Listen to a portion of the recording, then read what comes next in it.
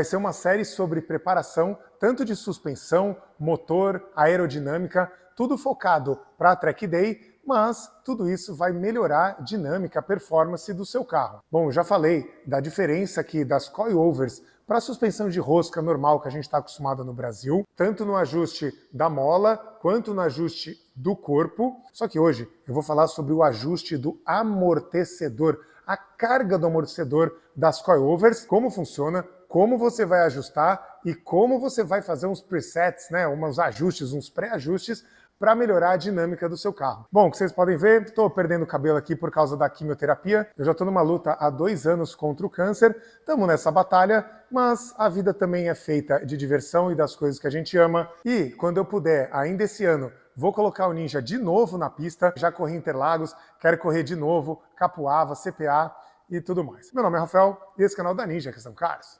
Vamos lá! Ninja! Bom, o sistema comum de amortecedor e mola, nós temos a mola, que ela é responsável por apoiar o carro, tá? Então, todo o apoio do seu carro, o peso, ele é segurado pela mola. O amortecedor, ele amortece, né, todo esse trabalho da mola.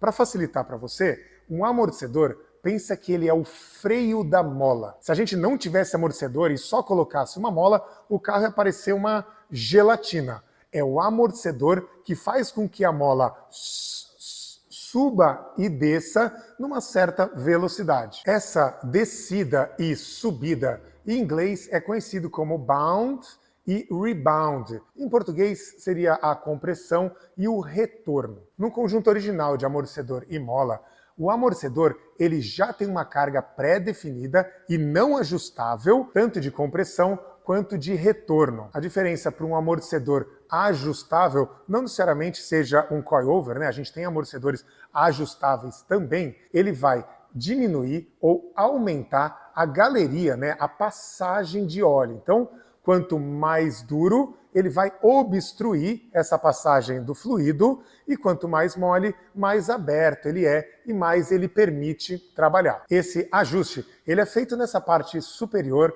Pode ver que eu adaptei um pouco a chavinha ali. Se você virar para a esquerda, você vai diminuir a carga desse amortecedor, ou seja, ele vai trabalhar mais fácil, ele vai frear menos a mola, e se você virar para a direita, ele vai endurecendo, ou seja, obstruindo as passagens desse fluido, vai apresentar mais resistência e o carro vai ficar mais firme. Bom, você pode ver que no mercado existem diversas coilovers e algumas têm mais ajustes do que outras. Então, você pode ver coilovers que tem 16 níveis de ajustes, a outra tem 24, a outra tem 33. Independente disso, quanto mais ajustes você tem, mais preciso é esse ajuste que você pode fazer. Existem coilovers que você pode definir o quanto é a carga de bound e rebound, ou seja, você pode definir que ele desça rápido e tenha mais resistência para subir e vice-versa, mas nesse vídeo aqui eu vou focar nesses que têm ajuste simples, ou seja,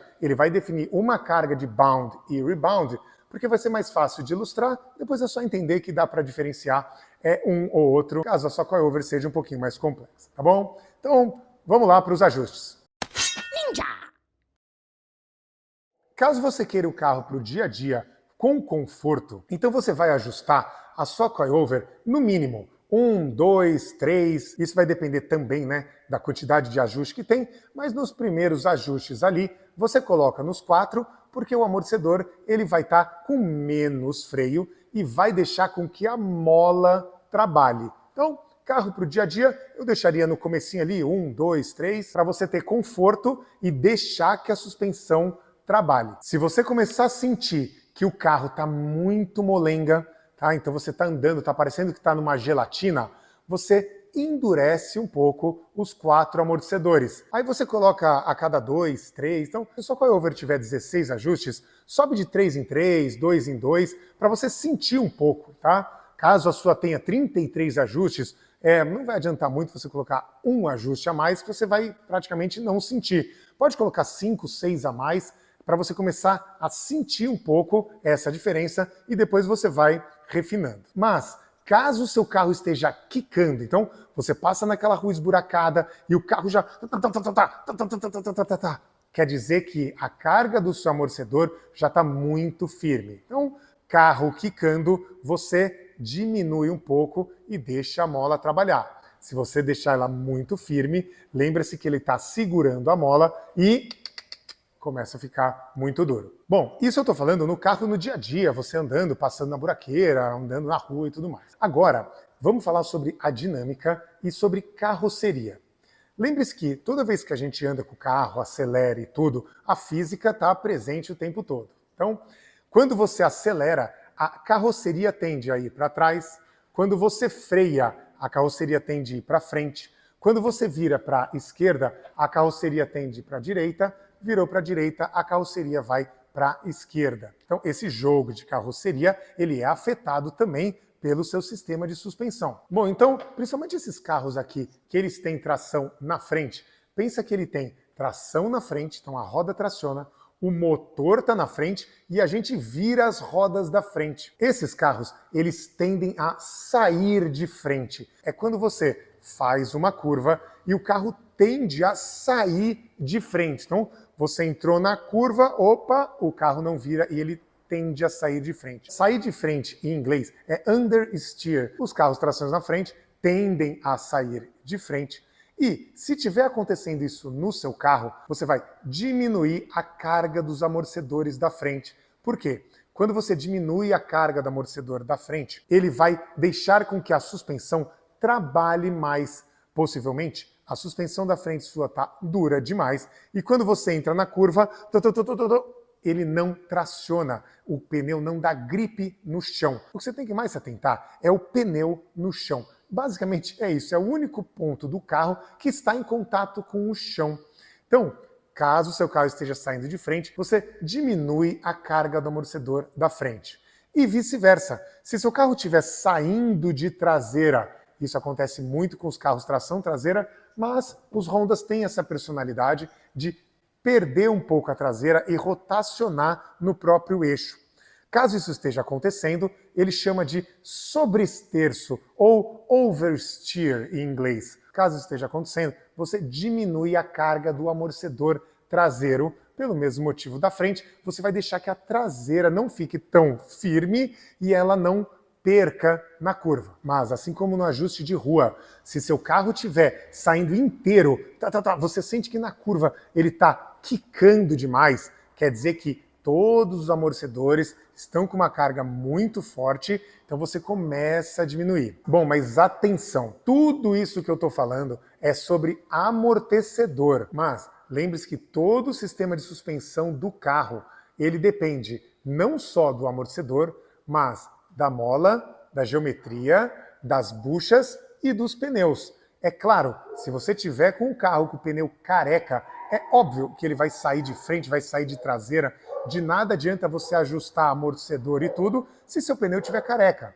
Assim como se sua bucha estiver estourada. Se a base do amortecedor, onde apoia na suspensão, tiver com a bucha estourada, de nada adianta quando você virar, a base do amortecedor tiver esse jogo, cara, você vai ter perda dessa de dinâmica na curva por uma bucha estourada. Então, tudo que eu estou falando é focado no ajuste do amortecedor, levando em consideração que você está com pneu bom, bucha boa, geometria, alinhado e tudo mais, tá? Mas existe um ponto importante nesse conjunto de coilover que consiste na mola e no amortecedor, que é exatamente a mola. Você já deve ter visto, tanto no simulador ou na compra de uma coilover, de uma mola, esse número aqui, por exemplo, em milímetro.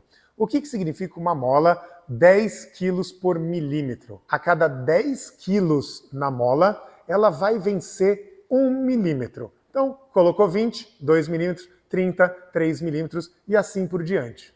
Esse é o spring rate da mola. Quando você vai comprar um kit de suspensão bom, a coilover e tudo mais, ele indica qual que é o spring rate da mola. Obviamente, uma mola de 10 quilos é uma mola muito mais rígida do que uma mola de 8 e assim por diante. Eu vou pegar como exemplo esses rondinhas aqui de 92 a 2000. Esses kits vendidos por aí, eles servem tanto para os sedãs e coupés, quanto para os hatches. Mas lembre-se que o hatch ele tem a traseira muito mais leve do que os sedãs e dos coupés. Então, nessas coilovers vendidas aqui para os rondinhas, às vezes ele vem com a mola 10 quilos na frente e 8 quilos atrás. Se você tem um carro como o Coupé e o Sedã, que ele é pesado, é claro que a mola de 8 kg vai suportar bem, por exemplo, a traseira pesada. Mas se você colocar essa mesma mola no hatch, e eu tenho visto pessoas falando sobre como o hatch pula mais, quica mais a traseira, é porque a mola é muito forte para a traseira de um hatch. Aí não há ajuste de amortecedor que você faça, porque o ajuste de amortecedor, lembre-se que ele é um freio da mola. Se você coloca uma mola muito firme, é como aquela comparação de colocar um toco de madeira atrás. Não vai adiantar você ajustar o amortecedor se o carro não consegue nem vencer a mola. Bom, nesse caso, você tem que se atentar ao spring rate da mola e quanto isso está afetando o seu carro, tá? Em outro vídeo nós vamos falar sobre isso, nós vamos falar o que a gente pode fazer numa suspensão caso o spring rate, caso a mola não seja ideal para o seu carro. Eu ainda vou preparar no Ninja antes dos track days, parte de aeroquipe de freio, nós vamos falar sobre aerodinâmica, parte da frente, spoiler, lateral, difusor traseiro, aerofólio, se serve, se não serve, se colocar ou não, mais sobre alívio de peso, cinto de 4 pontos, tudo na parte de preparação, que não só ajuda na parte de pista, mas ajuda você também a ter uma dinâmica melhor do seu carro. Não se esqueça, faça parte da consultoria da Ninja aqui, não só para receber consultoria direto comigo, para falar sobre o seu carro, projetos e tudo mais, mas ajudar um canal nichado que fala sobre carro de forma técnica, que infelizmente a gente sabe que não tem visualização e eu ganho praticamente nada para fazer esses vídeos, tá bom?